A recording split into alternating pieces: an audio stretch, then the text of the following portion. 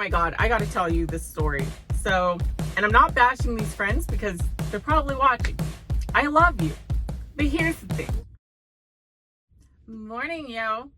I am getting ready to get my load and head south today due to all the numerous threats of the last year. I don't give my exact location. So I used to just live stream where I'm at and like, hey, I'm here at this truck stop. Come over and see me. Can't do that no more because the FBI is, yeah. Anyway, it's bad when you have to have a guardianship number with the FBI because people don't like women in the industry. It's ridiculous. But speaking of the industry, I wanted to first thank all of you for all your amazing comments on the last video, talking about the podcast and everything else like I'm passionate about as a person, as a creator. Like that meant so much to me. I can't thank you enough. I also think there's a lot of misunderstanding with either new followers, old followers. I don't think it really matters. I think there's a misunderstanding. Number one, there's this misunderstanding about me and who I am. This whole channel started, as I've said before, I never intended to make trucking videos at all. I'm a YouTuber. I'm passionate about like a gazillion different things all the time. My mind's always like going. And that's why I chose truck driving, because what better place can you sit and be a thinker, be a kind of an over-the-road scholar, so to speak, where you could just listen to audiobooks and contemplate life. Like, I love it. That's why I like the road time so much. That's why I like the long, boring trips where it drives everybody else crazy because maybe they're not as intellectual as I am. There's like, screw this, let's get it done. I'm like, no, give me the boringest, like, long-ass drive you can because I'm going to enjoy it. So I threw a trucking video up one night and it blows up huge. Like, it is the only video on my whole channel that blew up. And the funny thing is, I brought the camera to work one night just to kick it on and as kind of a joke to show how goofy I am over the road, kind of show a piece of my life. That was it. I just wanted one little video clip. Thought it'd be funny. And in the back of my mind, I was thinking, I hope like this isn't, out of any video I have on this channel, I hope the trucking one's not the one that blows up because I don't want to get stuck doing trucking videos all the time. Well, such is life. That it was the one and only video that went over the top huge and people started demanding more trucking videos. So I did a few more. They blew up huge. And before long, the YouTube algorithm tagged me as a trucking channel. And I showed up on all the trucking feeds and it was a big hit. So tried to do other content and like getting handcuffed and arrested. Literally the fans at the time handcuffed me and said, you have to do trucking videos. This is a trucking channel. What are you doing? Why are you showing your home life? And they were all pissed off. I'm like behind the scenes, I'm about to pull my hair out because it's frustrating to me. It's like, I never intended to do big rig videos. I just wanted to do videos about my life here in the truck, my life at home, my life at the store, my life going on various crazy adventures away from the truck and in the truck. I just wanted to show it all. But people like to put you in a box. And I've said this all along. I really have. People don't seem to understand. So that leads me to the trucking industry as a whole.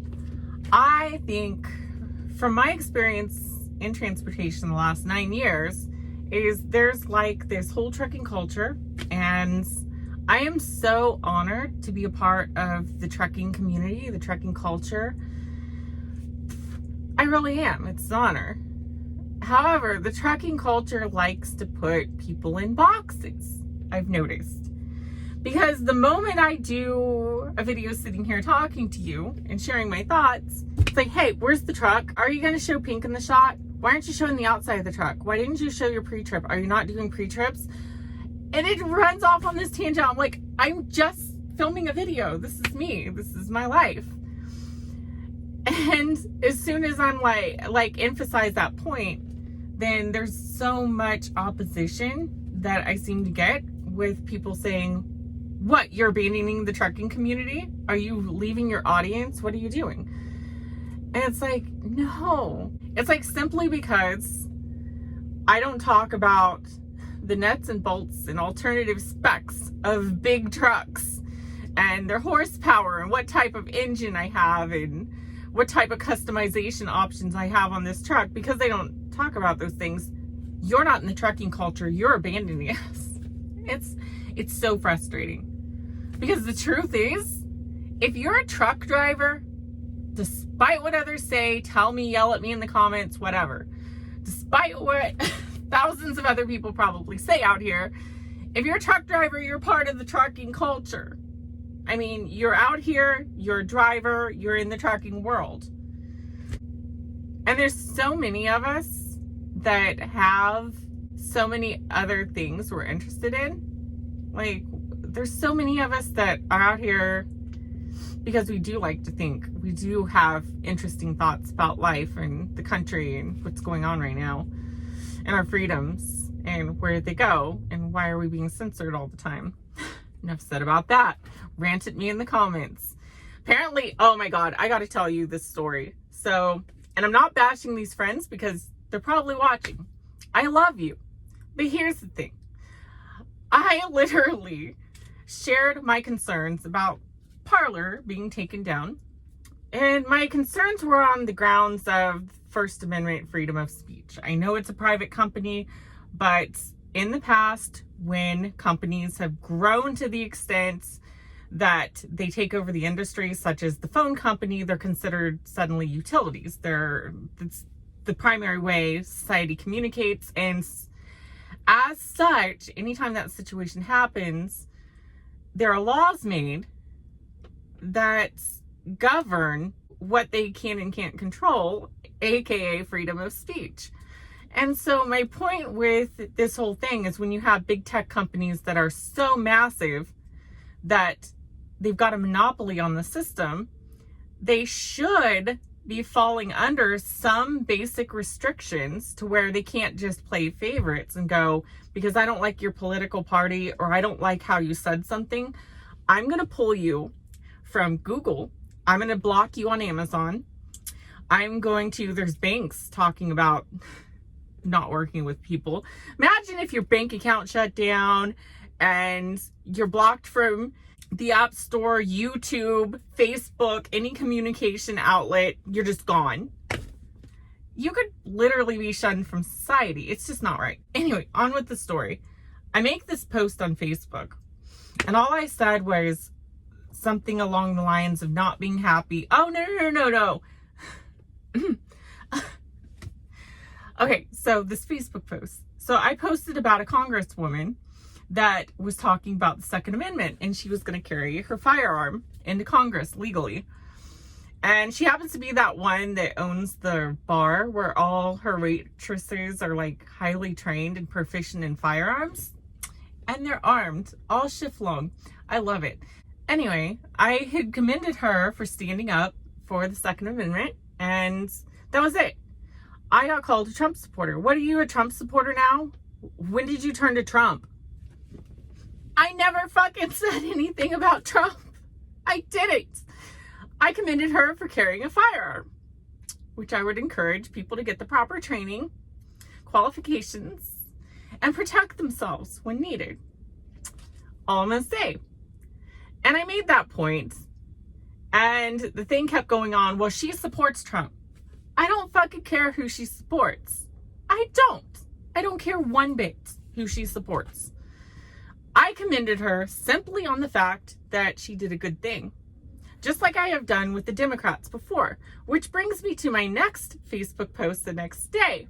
So I'm already labeled a Trump supporter. So apparently I've turned to Trump.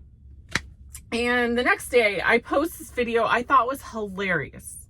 And it was where they were rolling Trump out of the White House, where he was talking constantly about election fraud.